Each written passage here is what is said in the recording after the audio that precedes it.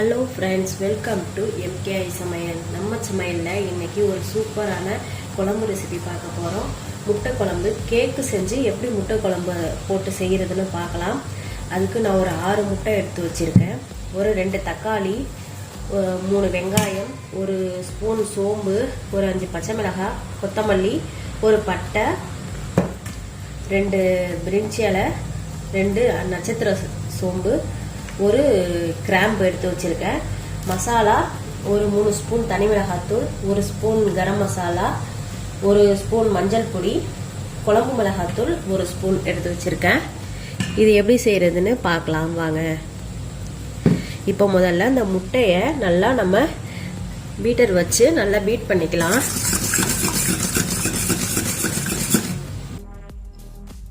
முட்டையை நல்லா பீட் பண்ணியாச்சு. முட்டைக்கு தேவையான இப்போ உப்பு சேர்த்துக்கலாம்.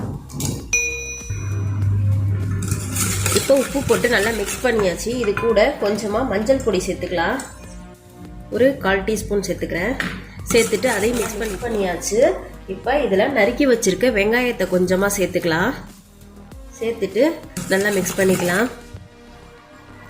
கூடவே கொஞ்சமாக மிளகு பொடி சேர்த்துக்கலாம். இப்போ நல்லா மிக்ஸ் பண்ணியாச்சு. இதை நம்ம இப்போ அடுப்பில் வச்சு வேக வைக்கலாம். பாருங்கள், நான் குக்கரில் கொஞ்சமாக தண்ணி வச்சு உள்ளே ஒரு ஸ்டாண்டு வச்சுருக்கேன். அதில் நம்ம இந்த கலக்கிய முட்டை கலவையை இதுக்குள்ளே சேர்த்துக்கலாம். சேர்த்துட்டு ஒரு 1/4 மணி நேரம் அப்படியே நம்ம வேக வச்சிடலாம். இப்போ நம்ம குக்கரில் ஒரு 2 விசில் வச்சிட்டோம்னா முட்டை நல்லா சாஃப்டாக பஞ்சு போல் வெந்து வந்துடும். நம்ம அப்போ ஆஃப் பண்ணிக்கலாம். பாருங்க, முட்டை 2 விசில் வச்சா நல்லா வெந்துடுச்சு. இதை நம்ம ஒரு பிளேட்டுக்கு மாற்றிக்கலாம். பாருங்க, சூப்பராக வெந்துடுச்சு. இதை நம்ம ஒரு சின்ன சின்ன பீஸாக போட்டு வெட்டிக்கலாம். குட்டி குட்டியாக அப்படியே வெட்டி நம்ம எவ்வளோ சின்னதாக போடுறோமோ குழம்புல போடுறப்ப நல்லா பெருசாகிடும். அதனால நம்ம கொஞ்சம் குட்டி குட்டியாக வெட்டி நல்லா குட்டி குட்டியாக வெட்டி எடுத்து வச்சுட்டேன். இப்போ வாங்க குழம்பு தாளிக்கிறத பார்க்கலாம்.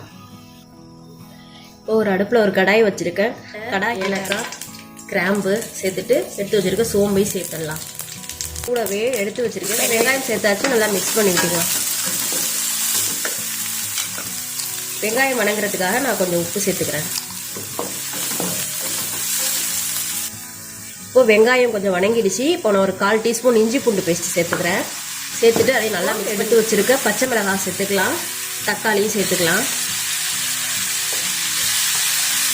சேர்த்துட்டு நல்லா தக்காளி நல்லா கூலாக ஆகிற வரைக்கும் நல்லா வதக்கிக்கலாம்.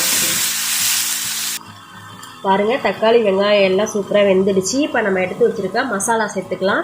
மசாலா சேர்க்குறப்ப நம்ம அடுப்பு சிம்மில் வச்சுருக்கணும். இப்போ எடுத்து வச்சுருக்க 3 ஸ்பூன் தனி மிளகாத்தூள், குழம்புத்தூள், கரம் மசாலா, மஞ்சள் பொடி இது எல்லாத்தையும் சேர்த்துக்கலாம். சேர்த்துட்டு நல்லா மசாலா வாசம் போக நல்லா மிக்ஸ் பண்ணி விட்டுக்கலாம். நல்லா மிக்ஸ் பண்ணியாச்சு. இப்போ குழம்புக்கு தேவையான தண்ணி சேர்த்துக்கலாம். குழம்பு கொஞ்சம் இந்த முட்டை போடுறதுனால தண்ணி கூடையே வைக்கணும். ஏன்னா முட்டை போட்டோன்னே தண்ணி எல்லாம் சுண்டிடும். அதனால் கொஞ்சம் குழம்பு கூடையே தான் வச்சுக்கணும். எப்பொழுதும் வைக்கிறத விட கொஞ்சம் கூட தண்ணி வச்சுக்கணும்.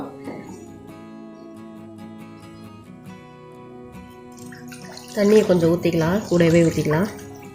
ஊற்றிட்டு நம்ம கொஞ்சம் நேரம் கொதிக்க வச்சுக்கலாம். இந்த சமயத்தில் உங்களுக்கு உப்பு தேவைப்பட்டுச்சுன்னா போட்டுக்கோங்க. எனக்கு கரெக்டாக இருக்குது. கொஞ்சம் நேரம் மூடி வச்சு நம்ம இதை கொதிக்க விட்டுக்கலாம்.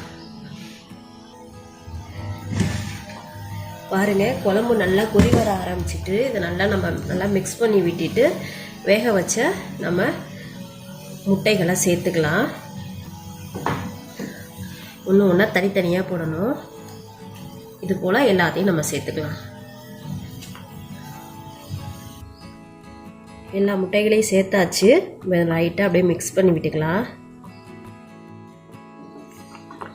மிக்ஸ் பண்ணிவிட்டு நல்லா அடுப்பை சிம்மில் வச்சுட்டு ஒரு 10 நிமிஷம் வேக வச்சுக்கலாம். பாருங்கள், முட்டை குழம்பு நல்லா கொதிச்சு வருது. நம்ம எவ்வளோ தண்ணி வச்சுருந்தோம் பாருங்கள், நல்லா சுண்டிடுச்சு. இந்த முட்டைகள்லாம் தண்ணியை உஞ்சிட்டாங்க. இங்கே பாருங்கள், ஒரு பீஸு சின்ன சின்னதாக போட்டோம். எவ்வளோ பெருசாக ஆயிடுச்சு பாருங்கள். இப்போ நம்ம தேங்காய் ஊற்றிக்கலாம்.